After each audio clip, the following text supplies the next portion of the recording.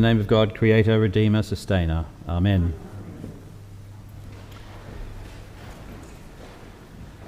Isaiah 58 opens with an interruption. Shout out, do not hold back. Lift up your voice like a trumpet. This is not a text to be handled delicately or received at a distance. Something urgent is being pressed upon us by the prophet. And what is at stake is not just the people's religion, but the way it is lived. By every visible measure, the people appear faithful. They pray each day, they fast, they delight to know God's ways. There is a sincerity and an earnestness about their faith. And yet God interrupts them with a response that exposes a fracture beneath the surface. To the question they ask on their hearts, why have we fasted and yet you not see us? Why have we humbled ourselves and you do not notice? God responds with devastating truth-telling. Look, you're serving your own self-interest on your fast day. You're oppressing your workers. You fast only to quarrel and to fight and to strike with a wicked fist. We could take this in two ways. We could say, aren't they hypocrites? They're practicing one thing, but they're doing another. And we could condemn them.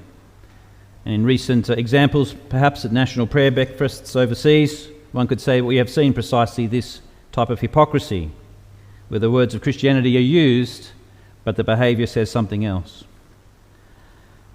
I, however, want to take us in a different direction, because it's very easy just to find those who look hypocritical, but it's much harder to look at our own lives and the lack of integration between our spiritual practices, our faith, our prayer, our fasting, and our social ethics. I want us to look at ourselves and ask those harder questions. The questions about what does it mean to be integrated, to attend both to our inner life and our outer life. So I think here that Isaiah is naming a failure of integration. Their faith has remained somehow compartmentalized. Prayer is protected and interior, but their ethics remains untouched. Isaiah presses the matter when he says, such fasting as you do today will not make your voice heard on high. Quarrelling and striking continue. Fear and anger are simply finding other outlets. Their spirituality, their attention to their inner life has not yet led to a fullness and a wholeness in their outer life. And isn't that the journey that we all take through our lives? We think we've got some sort of mastery or sometimes even an advantage.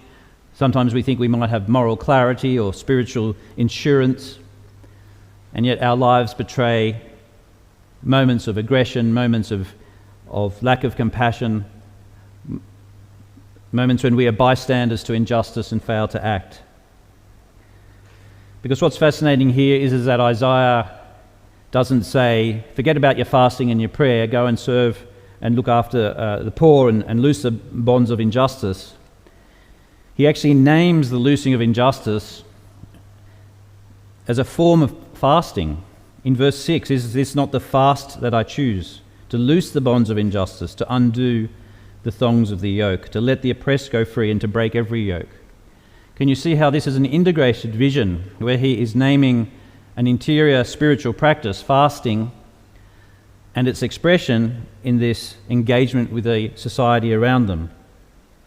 Is fasting not to share your bread with the hungry? He goes on. Bring the homeless poor into your house.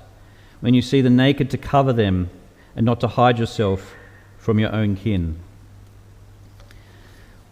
What is it in our lives that leads us to be fragmented or compartmentalized, to live a non-integrated life? We certainly know what happens if we don't do that, and one of the great writers on this whole area I find is Father Richard Rohr, the Catholic American priest who's written so much about this integration, the path, the journey towards integration. And the other person who I think is brilliant in this area is Parker J. Palmer, the Quaker, again American. Both of them have been writing extensively on the Trump administration lately, as have just about everybody in America who are Christians, trying to make sense of this very troubling times that they find themselves in, that we find ourselves in. Richard Rohr names the cost of avoiding this interior work with stark clarity. Quote, "If we do not transform our pain, we will most assuredly transmit it. If we do not transform our pain, we will most assuredly transmit it." Richard Rohr talks about the journey of life as being a life. He has a book, Falling Upwards, where he talks about living a life in two halves. And this is absolutely true in my life, that we spend roughly the first half of our life seeking approval, seeking acceptance, building our CV, trying to get runs on the board, merit, and trying to get everybody to accept us, our life of acceptance. In the second half of our life, he says, if we mature, we seek authenticity. We seek to be true to ourselves, trying to just, rather than just searching for this approval, which we realize is like filling a bucket with a hole in it, it always empties out again. We seek to be centered and stilled. And again, Parker J. Palmer talks about this as well, that search for that elusive thing he calls a hidden wholeness, that integrated self. You always know when you meet somebody who's on that path and who has that sense of integration, that sense of hidden wholeness, because their life speaks in a powerful way. And we also know, and we intuit both in ourselves and in others, when it's missing. When someone seems convicted about something, but we think probably that's just anger dressed up as conviction. When they look so faithful and sincere, but realise what's really happening is that they're flat out trying to control us, control others, often coercively. When we don't have that life grounded in a contemplative sitting in stillness with God, with our own hearts and souls, we too easily just fall apart. But the beautiful thing about this image is that this is not a call to simply retreat from the world and to meditate for the rest of our lives, but to meditate and to pray and to fast in such a way that our lives become, as Isaiah says, like the light of dawn dawning upon the world. Or as Jesus says in the Gospel, we become the salt of the earth. Is this the fast that I choose, a day to humble yourself? Isaiah asks. Isaiah, as I have said, does not abandon spiritual practice, but reimagines it and relocates it. Fasting ceases to be about self-regulation and self-discipline and becomes solidarity with the oppressed and the poor.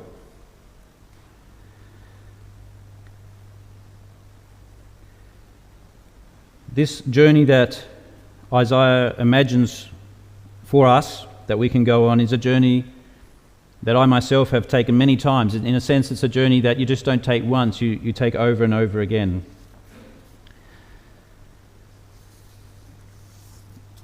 We're never finished on this work of self-integration. By far the most telling and testing time I've had on this journey was during COVID. Not because of COVID, but because I was in a very difficult work situation. Because I was at home for 12 months like everybody else, people just thought I was at home because I was isolating because of COVID, but I was actually at home because of this ongoing, very challenging situation. It was certainly the darkest time of my life. In fact, I started to refer to myself just in secret. It sounds funny now talking about it, but it was very serious at the time. I referred to myself as Humpty Dumpty because I felt honestly that I'd been pushed off a wall, but critically I thought I could never be put back together again. I decided never to go back to academia. I thought about even becoming a gardener, or I wasn't really quite sure what to do. But with the support of family and friends, therapists and lawyers, colleagues, I found a way through. It was intensely painful and intensely transformative. And one of the amazing things and the astonishing things is that it led me here to St. Theodores, because I always said I would never become a parish priest. I was an academic, I had a PhD in biblical Hebrew linguistics, and I was absolutely certain when I was ordained that I would remain in academia. When you get ordained, in those days and still these days, you have to see a psychologist and sometimes a psychiatrist. I had to see both, as we all did in those days. Why are you laughing? And the psychiatrist famously put in her report Matthew mentioned that he never wants to be a parish priest. Can I say I wholeheartedly agree? Comma, and then she added this whole thing I didn't even talk about in my interview, and I suggest he never goes to a rural parish. I don't know why she added that little extra. She was very passionate about me avoiding rural ministry, clearly. I think she was her way of saying, keep him in academia.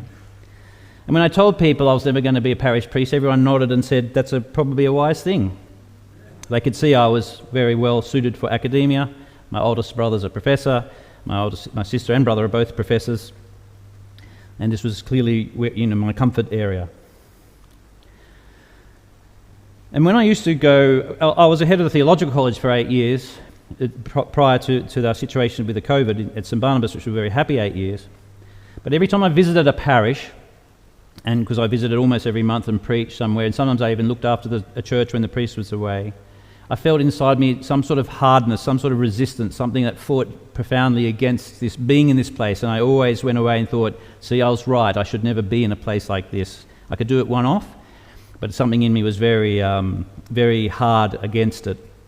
And then in this journey out of this very traumatic and dark time, I went and saw the Archbishop and I said, I want to explore the possibility of parish ministry.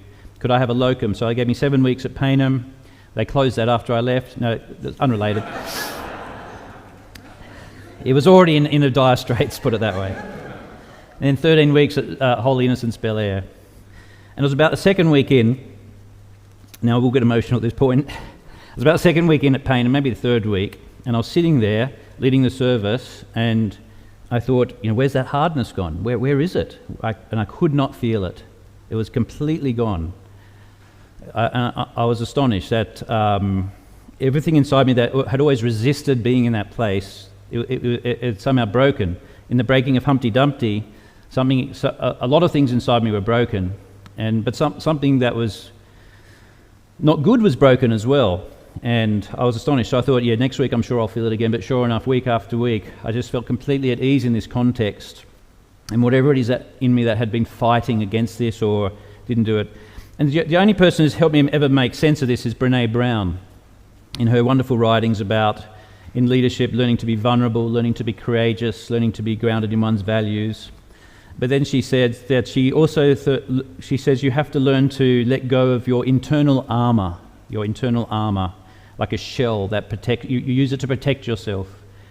And that's the only way I can understand what happened, is that in that breaking journey, something inside me that was like an armour that was rigid and tight and protective broke and allowed me then to explore new possibilities. And here I am. Humpty Dumpty is somehow being put back together again. And I stopped calling myself that. And also to say, St Theodores has been part of that journey, because it's one thing to have a couple of weeks as a locum and to do it, but it's hugely terrifying if you're in my situation to commit full-time and permanently to parish ministry. When I'm with my referees, one of them said to me, so how long's your contract for? I said, we don't have contracts. I said, well, who's your boss? We don't have a boss. Who's your line manager? We don't have line managers.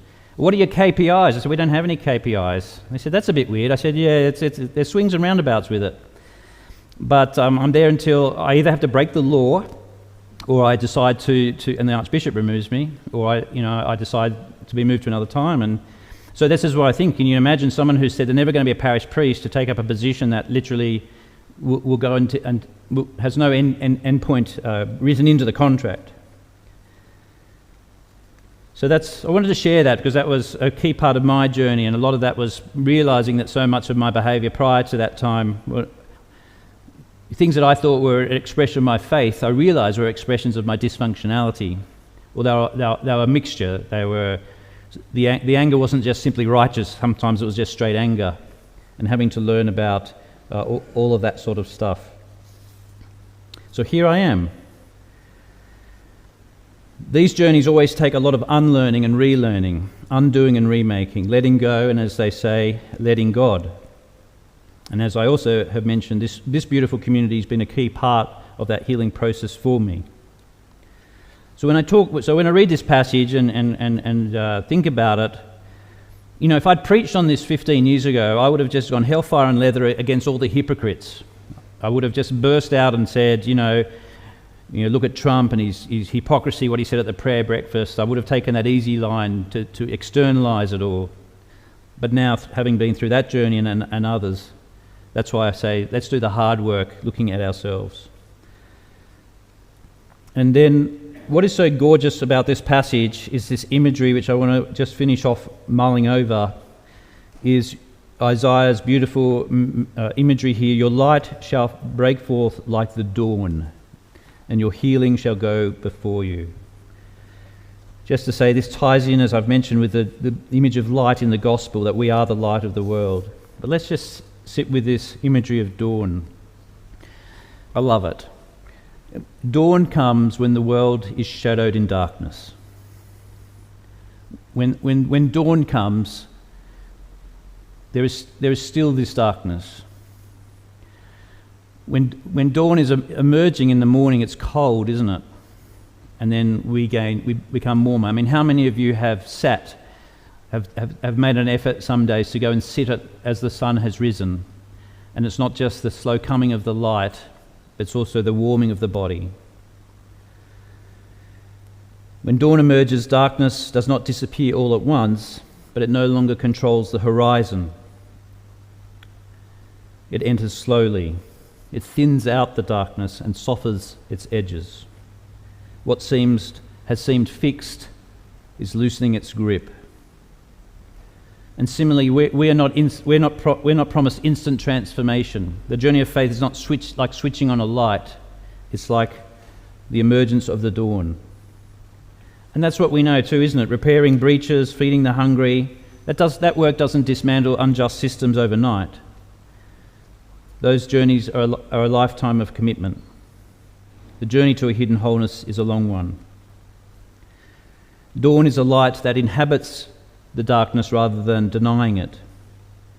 That suggests that we nurture a faith patient enough to trust the slow work of God. The light of the dawn comes not all at once, but bit by bit, just enough to see by, to walk by, to hope by. And then as the cold darkness recedes without fanfare, we find ourselves awakening into the gentle dawn of God's love and kindness, together facing a new day. Amen.